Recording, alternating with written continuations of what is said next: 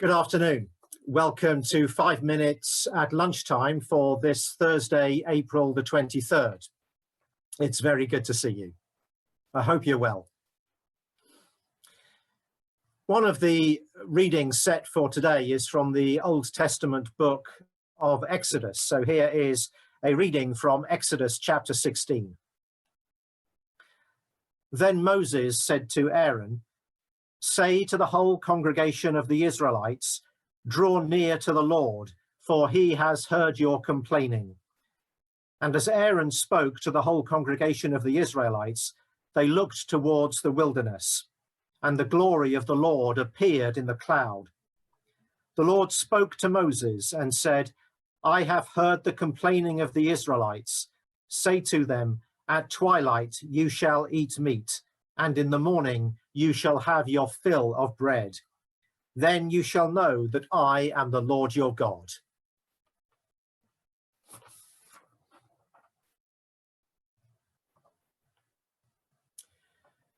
There are various metaphors that can be used for this period in our life as a church and indeed as a nation.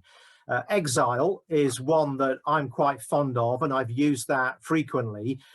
It's a good biblical concept.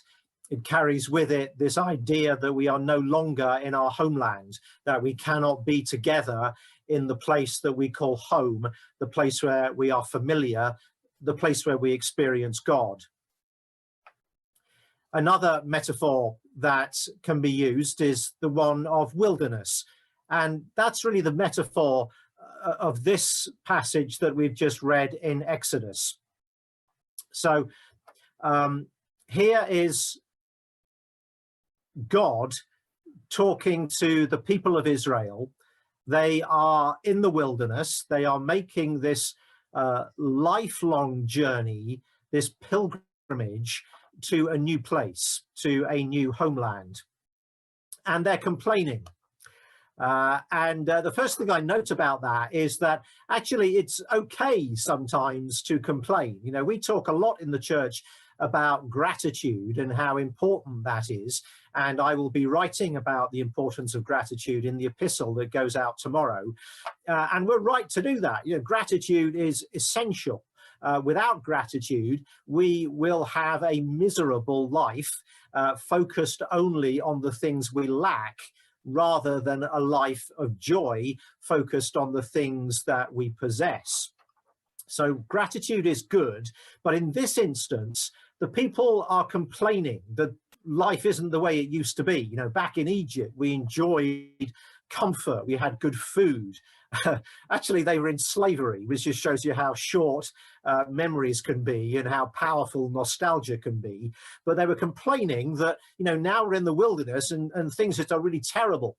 We wish we could go back to where we were. And God hears their complaining. And instead of blotting them out and smiting them, he says, "Okay, you're complaining, you want food, I will give you food." And as we know, manna appears the following morning along with quail, and the Israelites eat until they're satisfied. Now, manna is a fascinating stuff. The literal meaning of manna in Hebrew is, "What is it?" They had the blessing, they received the gift, and yet they were going, "What is it? What are we to do with this stuff? Is this stuff that will nourish us, or what? Are we meant to eat it or touch it or, you know, rub our hair with it or what? What is it?" And that reminds me of now. We complain to God, and with some justification. We say, "How much longer, O Lord, will we have to endure this? You know, life was so much better before this." And okay, I get that we're on a journey, we're making a pilgrimage to a new land. I understand that, I get that. But how much longer do we have to endure this? Can we not now get there today? And how are you going to nourish us on this journey when we feel so weak and desperate? And God has provided for us. And we need to look closely. We need to look beyond the what is it? Is this of any good? And actually enter the blessing. So my encouragement to you today is to look beneath the surface of what appears to be strain and pain, what appears to be suffering and trial. Look beyond the surface, look past the what is it, to the thing of value, to the thing of blessing that God has for you today.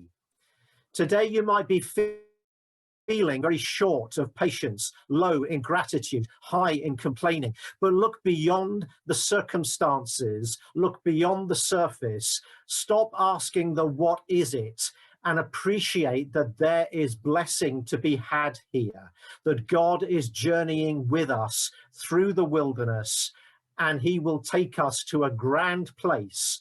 But for now, he will nourish us. If we look beyond the surface, stop asking what is it, and experience and taste the goodness.